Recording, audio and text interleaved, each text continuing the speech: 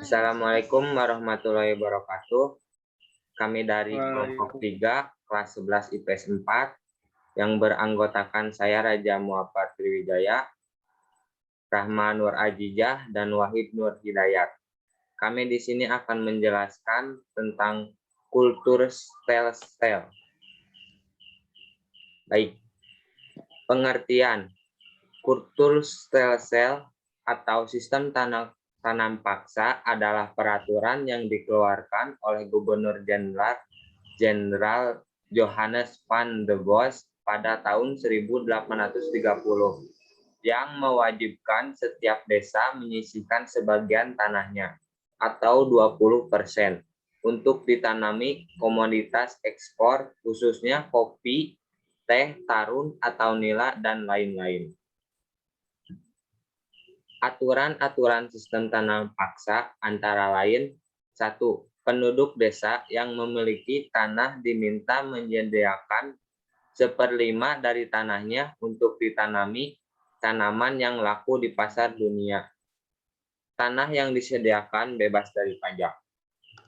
2. Hasil tanaman harus diserahkan kepada pemerintah Belanda.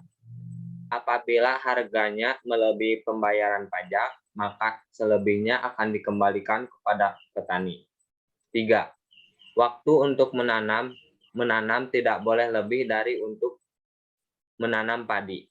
4. Kegagalan panen menjadi tanggung jawab pemerintah. 5. Penduduk desa yang tidak memiliki tanah harus bekerja 75 hari dalam setahun. 6. Penggarapan tanaman di bawah kawasan pengawasan langsung oleh kepala pribumi, sedangkan pihak Belanda bertindak sebagai pengawas umum.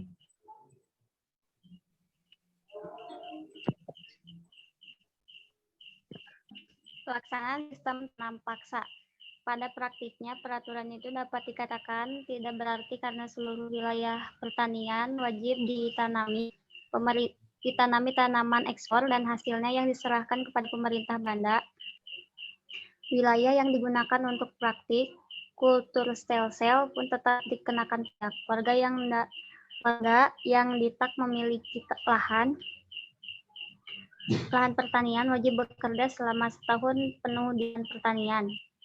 Dampak sistem tanam bagi Belanda: 1. Meningkatkan hasil tanaman ekspor dari negara jajahan dan dijual Belanda di pasar Eropa. 2. Perusahaan pelayaran Belanda yang semula hampir mengalami kerugian, tetapi pada masa sistem tanam paksa mendapatkan keuntungan. Bagi Indonesia, kemiskinan dan penderita fisik dan mental yang berkepanjangan. 2. Beban pajak yang berat. 3. Pertanian khusus padi banyak mengalami kegagalan panen. 4. Kelaparan dan kematian di mana-mana.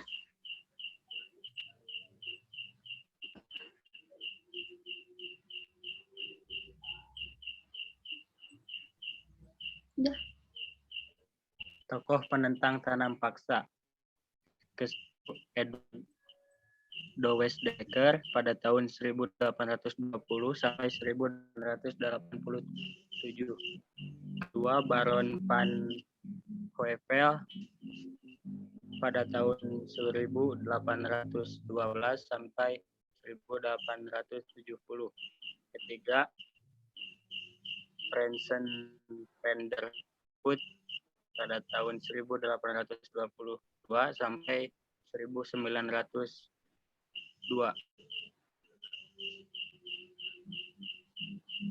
Akhir dari tanam paksa. Kultur stel-sel dihentikan setelah munculnya berbagai kritik dan dengan dikeluarkannya UU Agraria pada tahun 1970 dan UU Gula pada tahun 1970 yang mengawali era liberalisasi ekonomi dalam sejarah penjajahan di Indonesia. Sekian dari kelompok kami. Mohon maaf bila ada kesalahan. Wassalamualaikum warahmatullahi wabarakatuh. Waalaikumsalam.